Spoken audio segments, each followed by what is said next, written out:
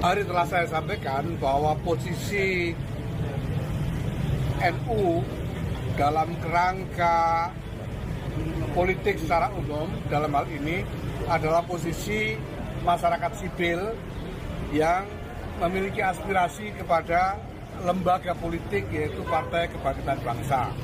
Dan kami sudah melakukan sejumlah ikhtiar untuk mengartikulasikan aspirasi itu agar diagregasikan di dalam lembaga politik yang bersangkutan yaitu PKB.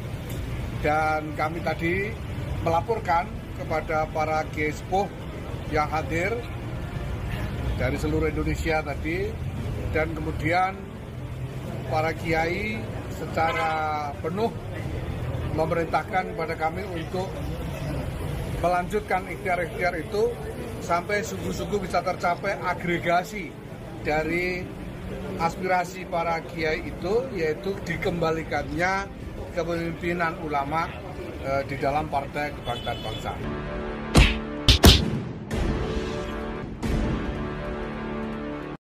Assalamualaikum warahmatullahi wabarakatuh. Om Swastiastu, Namo Buddhaya, salam kebajikan. Sahabat-sahabat dimanapun juga berada, diskursus soal PKB yang hari ini mengalami degradasi yang sangat dalam, tentu ini tidak terlepas dari pola-pola Caimin yang hari ini memang cenderung menjadikan PKB sebagai partai milik pribadi.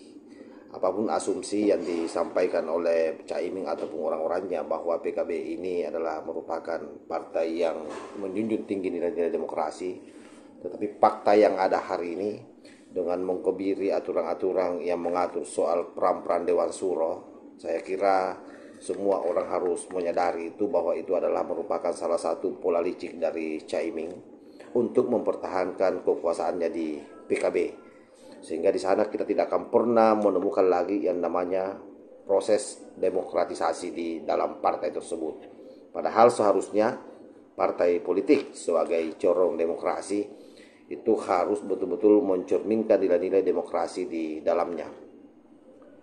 Sebagaimana yang disampaikan oleh Gus Yahya, memang sudah saatnya kepemimpinan PKB itu kembali kepada ulama. Dalam artian bagaimana kembali difungsikan Dewan Suro sebagai otoritas tertinggi di partai dalam mengambil kebijakan-kebijakan yang hari ini sekali lagi dikebiri oleh Caimin melalui muktamar di Bali lalu.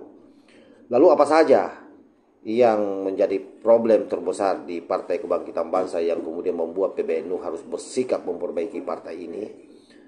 Coba kita simak video berikut ini.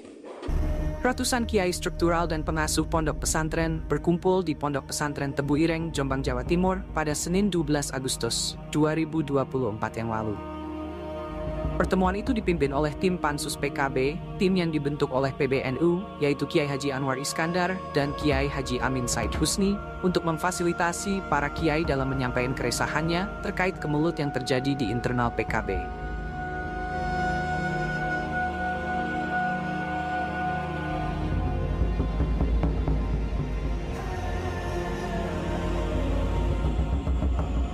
Ratusan kiai struktural dan pengasuh pondok pesantren berkumpul di Pondok Pesantren Tebu Ireng, Jombang, Jawa Timur pada Senin 12 Agustus 2024 yang lalu.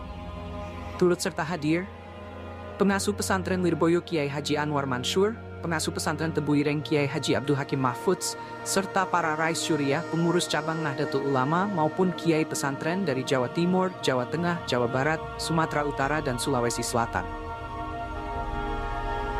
Bisa disimpulkan ada dua kesepakatan dalam pertemuan ini, yakni: pertama, para kiai sepakat bahwa antara PBNU dan PKB memiliki hubungan ideologis, historis, politis, organisatoris, dan kultural.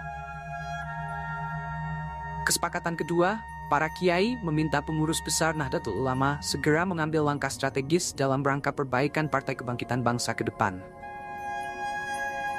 Kesepakatan tersebut diambil setelah para kiai merasa bahwa PKB selama ini semakin jauh dari marwah utamanya saat partai itu didirikan. Karena PKB didirikan oleh PBNU, maka kepengurusan PKB mulai level DPP hingga bawah semestinya hampir sama dengan struktur di NU. Jika di PBNU ada rais syuriah, di PKB dinamakan Dewan Syuro. Di PBNU ada Tanfidziyah, di PKB dinamakan Dewan Tanfidz. Hanya beda nama sedikit, tapi fungsinya hampir sama. Sayangnya, saat ini fungsi Dewan Syuro telah dikebiri di PKB. Padahal, Dewan Syuro harusnya menjadi penentu utama partai. Dalam surat keputusan organisasi harusnya juga sama dengan NU, yakni harus ada tanda tangan 4 orang, yaitu Ketua Dewan Syuro, Sekretaris Dewan Syuro, dan Ketua Tanfidz, serta Sekretaris Tanfidz. Tapi sekarang, Dewan Syuro tidak lagi harus menandatangani semua keputusan partai. Para kiai yang hadir di Tebu Ireng ini juga mengungkapkan beberapa fakta bahwa PKB memang sudah terlalu jauh meninggalkan NU. Sedangkan di tempat terpisah, tepatnya di Hotel Yusro Jombang, Jawa Timur, puluhan anggota Dewan Syuro dan mantan Dewan Syuro PKB se-Jawa Timur juga sedang berkumpul. Di situ mereka ditemui langsung Kiai Haji Amin Said Husni.